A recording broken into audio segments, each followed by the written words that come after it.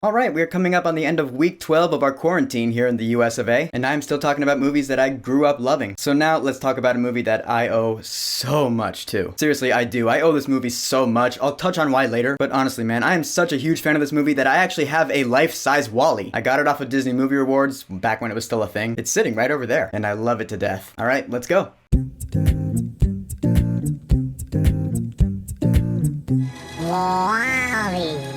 Figure it's best to just let him say it, because how is that not the most adorable thing you've ever heard? So WALL-E is a Disney Pixar movie that came out in June of 2008, so about 12 years ago. I remember seeing this at the El Capitan Theater in Hollywood. I was so excited for it because when the trailers were coming out, I was like, okay, I love Pixar and I love sci-fi, so this being Pixar's big sci-fi movie, this movie looked like it was gonna be gold. And sure enough, it was. So the movie WALL-E takes place centuries into the future. The planet Earth has become so polluted and toxic that it's ultimately unlivable for human beings anymore. So humanity has left the planet, they're out living in space now. Meanwhile, back on Earth, we got these robots that were tasked with cleaning up Earth. Humanity was only supposed to be out in space for 5 years, and now 700 years have passed. And there's only one WALL-E robot left standing. WALL-E stands for Waste Allocation Load Lifter Earth Class. It's pretty much a sentient garbage truck. But after 700 years, this WALL-E bot has developed a personality. He's extremely curious, a bit naive, he's also a little shy, but he has spent the past 700 years still cleaning up Earth, because that's the job he was tasked with. Then,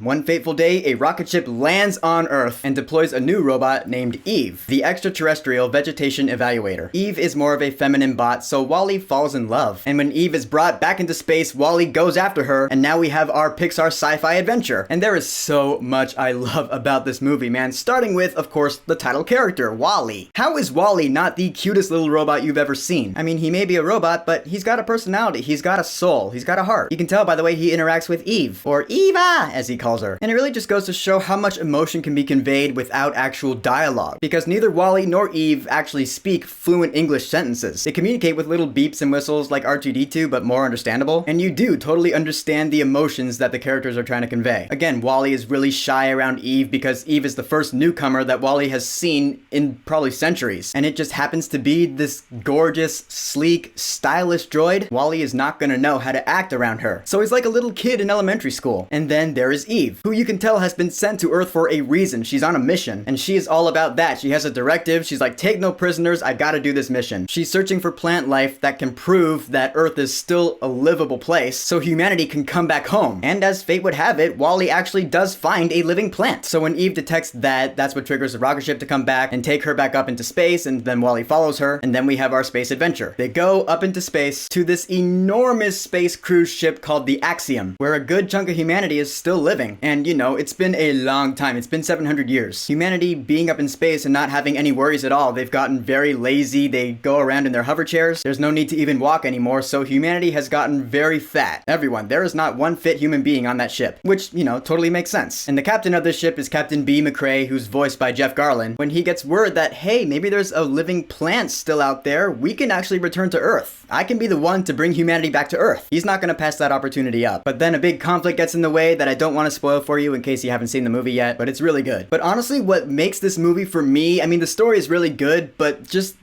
the design of the whole thing. The sound design of this movie was done by Ben Burtt, the legendary sound designer who did Star Wars. And you can totally tell sound design is a huge aspect of this movie. All the little mechanical whirring noises that the robots make throughout the film. Even WALL-E's voice. WALL-E is actually voiced by Ben Burtt himself. They modified his voice to make it sound more robotic. They pitched it up to make it sound as adorable as it does. All the noises on the Axiom, you know, things going on in the background, the robots doing whatever, machines doing their thing. It's all very well done, you know, the detail is just spot on. But honestly, let's just get to the reason that I owe this movie so much. It's not the sound design, it's not the characters, it's not the story. Thomas Newman's score is the score that got me into film scores. Thomas Newman, for those of you who don't know, he did Finding Nemo before this, as well as a bunch of other live action films. Shawshank Redemption, American Beauty. He's a fantastic composer. And so with this movie, you have a whole half hour in the beginning with hardly any dialogue. So Thomas Newman's score just comes out swinging. The themes are so melodic as you're introduced to this world that is Earth 2700. Very orchestral, you have harp in there. And then once WALL-E goes up to space, the music becomes more synthesized, more mechanical, but it's still just as melodic. One of the best scenes in the movie is the defined dancing scene, because Wally and Eve are just flying around the Axiom ship, and the music's kicking on. You're like, this is just beautiful, man. At the point in my life when this movie came out, I was kind of into music. I was playing a little bit of piano. I was in my school's concert band playing trumpet, and I was into it, sure. But after seeing this movie, I was like,